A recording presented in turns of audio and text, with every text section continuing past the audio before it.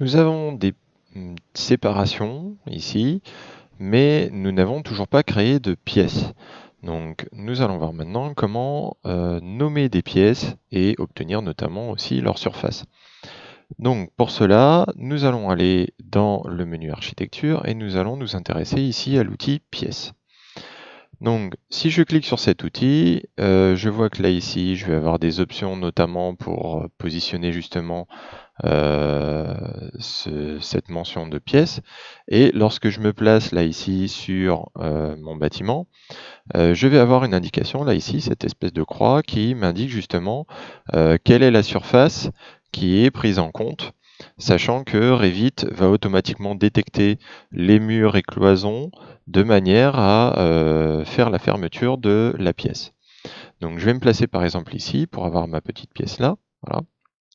Et je vois que notamment, donc, je vais avoir une étiquette qui va être créée avec là ici ma surface donc de 18,98 mètres carrés et là ici le nom de la pièce que je pourrais bien entendu là ici éditer pour la nommer par exemple salle de bain, salle d'eau, cuisine, etc.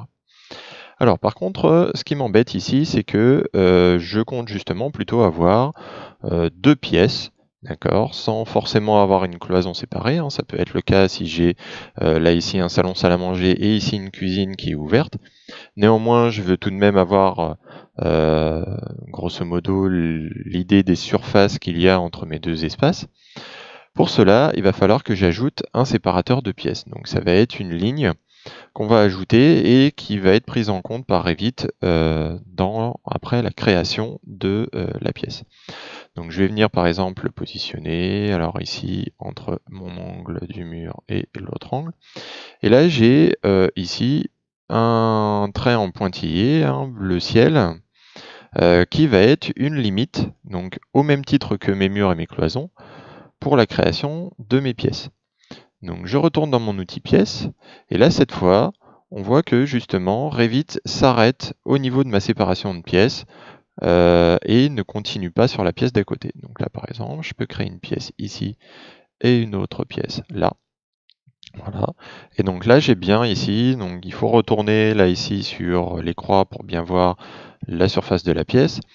Et donc j'ai bien ma pièce qui s'arrête au niveau de la séparation que j'ai créée. Alors ça a notamment un intérêt, c'est que si par exemple je me place sur cette pièce-là et que je regarde là ici dans mes propriétés, je peux spécifier notamment des éléments supplémentaires, hein. On est dans un logiciel créant des maquettes BIM, et donc je peux notamment indiquer par exemple des finitions de sol. Alors par défaut, la liste déroulante est vide, mais je peux très bien dire que là ici, ben, comme ça va être une cuisine, je vais avoir du carrelage. Voilà.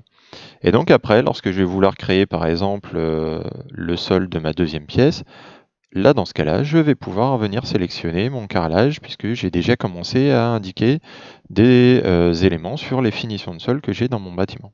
Voilà. Et donc ça permettra notamment de récupérer cette information plus tard, notamment dans une nomenclature, c'est-à-dire dans un tableau avec des informations justement regroupées, et notamment sur les pièces, je peux avoir les différentes finitions pour chacune des pièces de mon bâtiment.